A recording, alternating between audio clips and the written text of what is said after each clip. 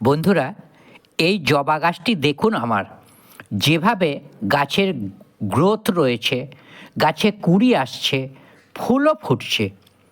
এই গ্রোথটা জবা গাছে ধরে রাখতে হলে এবং শীতে প্রচুর পরিমাণে গাছে ফুল ফোটাতে চাইলে দিতে হবে দুটি গুরুত্বপূর্ণ খাবার।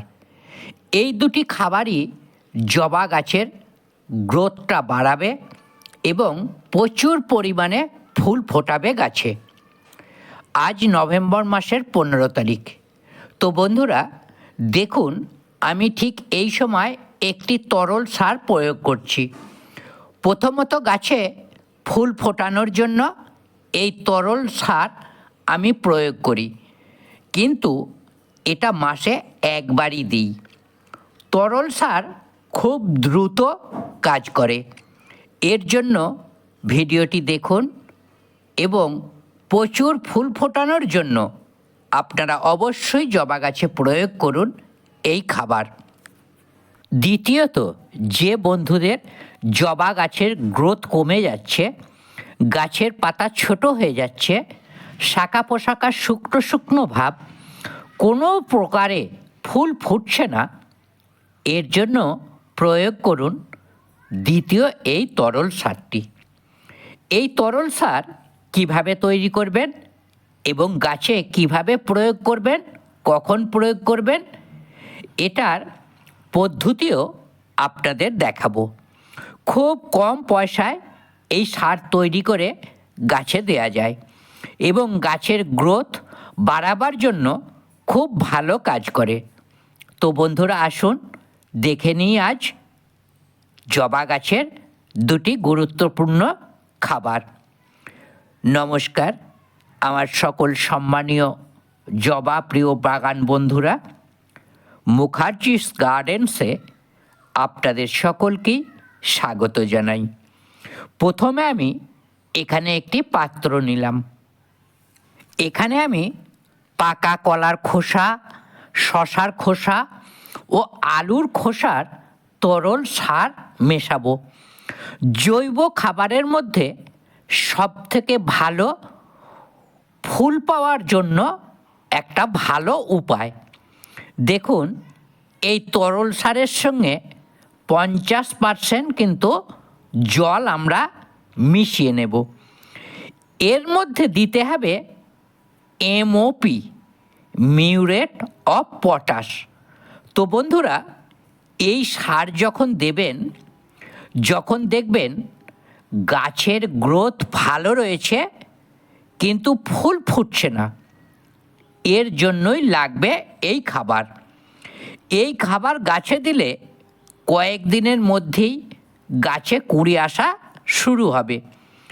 রাসায়নিক এই সার মাসে একবার, এই তরল সার মিশিয়ে একবারই দেয়া যাবে ছাদ বাগানে, বিশেষ করে টবের গাছে। কিন্তু যদি কলার খোসা, তরল সার বা জৈব পটাশ সার নিয়মিত দিতে চান, তাহলে 10-12 দিন পর পর দেবেন, কোনো ক্ষতি হবে না। আর রাসায়নিক এমওপি মেশানো সার মাসে কিন্তু একবারই। তাহলে মাটি ঠিক থাকবে। আমি কিন্তু এইভাবেই গাছে খাবার দিয়ে থাকি, কোনো ক্ষতি হয় না। দেখুন গাছে ফুল ফুটছে, এইভাবেই গাছে সব সময় ফুলে ভরে থাকবে। দ্বিতীয়ত, অনেকেই বলেন গাছের গ্রোথ বাড়ছে না। অল্প দিনের মধ্যে গাছের গ্রোথ বাড়ানোর জন্য এই তরল সার লাগবে। এটা হলো সর্ষের খোল পচানো তরল সার। শীতের একমাত্র খাবার বাগানকে সবুজ সতেজ করে ভরিয়ে তোলার জন্য প্রয়োগ করুন। দেখুন এখানে সর্ষের খোল পচানোর তরল সার নিয়ে নিলাম। দ্বিতীয়ত, এখানে ডিএপি ব্যবহার করছি অল্প মাত্রায়। এই দুটি একসঙ্গে মিশিয়ে গাছে প্রয়োগ করলে এর থেকে ভালো খাবার আশা করি হবে না। দেখুন এটা পাতলা করে তৈরি করে নিতে হবে। তারপর এই তরল সারটি গাছে দিতে হবে। অবশ্যই সকালের দিকে দিন। দেখুন, এই তরল সারটি প্রয়োগ করলে গাছের গঠন খুব ভালো হয়। এটি মাসে 2 বার দিন, 15 দিন ছাড়া দিয়ে দিন গাছে। যত বড় পুরানো গাছ হোক না কেন, যদি সেই গাছের গ্রোথ ফিরিয়ে আনতে হয়, প্রয়োগ করুন এই তরল সার। দেখবেন দেওয়ার পর রেজাল্ট খুব ভালো পাবেন। তো বন্ধুরা, দেখুন, আমি সাধারণত এই 2টি খাবার প্রয়োগ করি। যে বন্ধুরা শীতেও জবা গাছ হতে প্রচুর পরিমাণে ফুল পেতে চান, সময় করে এই 2টি খাবার তৈরি করে গাছে দিন। তাহলে দেখবেন গাছের গ্রোথ কোনো প্রকার কমবে না, ফুল ফোটা বন্ধ হবে না একদমই। দেখুন, আমার প্রত্যেকটা গাছেই কিন্তু কুঁড়ি আছে, ফুল ফুটছে। কিন্তু যদি আপনারা গাছ দেখে বুঝে পরিচর্যা করেন, তাহলে আশা করি অসুবিধা হবে না। আজ নভেম্বর মাসের 15 তারিখ। যদি শীতে জবা গাছে হতে ফুল পেতে চান, গাছের বৃদ্ধি চান, তাহলে এইভাবে পরিচর্যা করতে হবে আপনাদের।